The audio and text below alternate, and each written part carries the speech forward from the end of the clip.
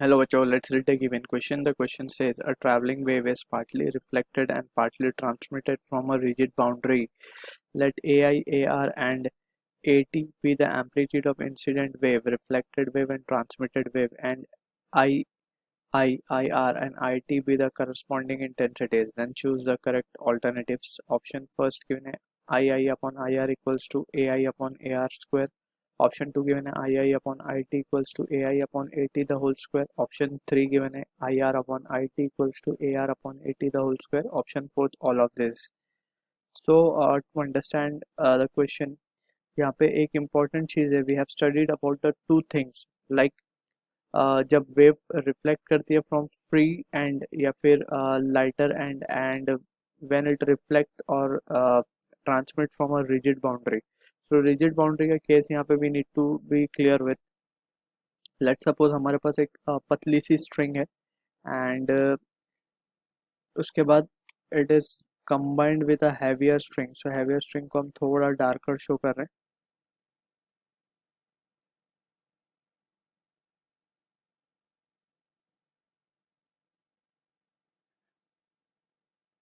कुछ इस तरीके से. ये हैवियर स्ट्रिंग है, राइट. सो यहाँ से अगर हमने इस स्ट्रिंग के अंदर let's say pulse is moving.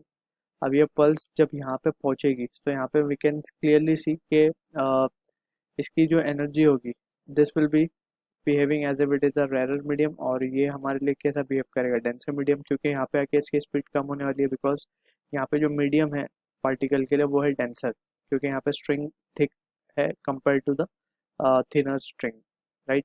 सो यहाँ पे जब ये आएगा, ये स्ट्रिंग आएगी, so it will be as if it is reflecting or it is encountering a fixed or rigid support, right. तो यहाँ से we can see जब ये यहाँ पे इस बाउंड्री पे पहुँचेगी, this is the boundary.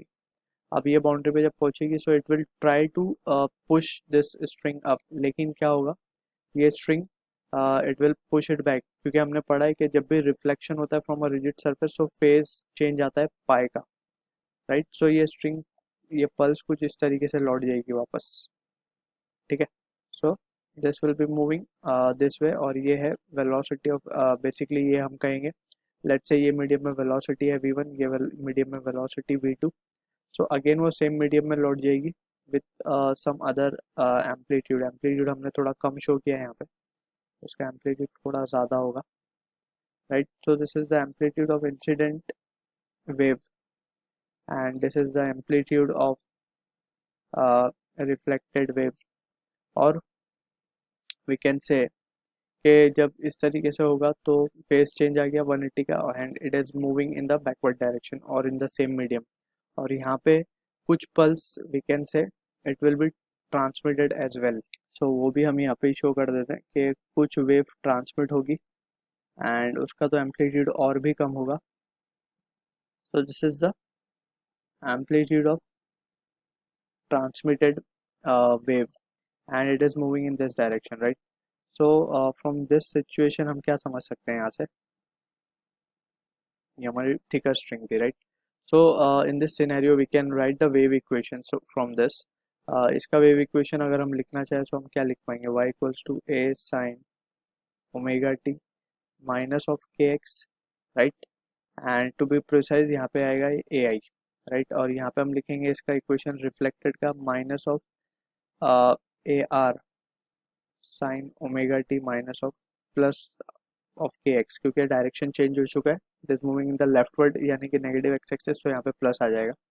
And इसका जब हम लिखेंगे so it can be written as y, that is y equals to minus of A T, sorry plus of A T sine omega T minus K two X. यहाँ पे के to हम क्यों ले रहे हैं, बिकॉज के टू जो है angular wave number, it depends upon the speed of wave that is v and lambda also. और लैम्डा और v चेंज हो जाते हैं जैसे मीडियम चेंज होता है, फ्रीक्वेंसी रिमेन्स कांस्टेंट, राइट.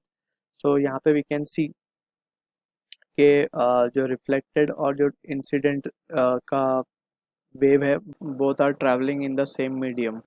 बस जो हमारी ट्रांसमिटेड वे है वो एक अलग डायरेक्शन में जा रही है, एक अलग मीडियम में ट्रैवल कर रही है. सो दैट मीन्स उसका के चेंज हो जाएगा. सो यहाँ पे हमने के टू लिखा है, right. And to distinguish it we can write, ये हमारा डिस्प्लेसमेंट ऑफ इंसिडेंट वेव है, ये हमारा डिस्प्लेसमेंट ऑफ रिफ्लेक्टेड है, this is the displacement of particle in transmitted wave.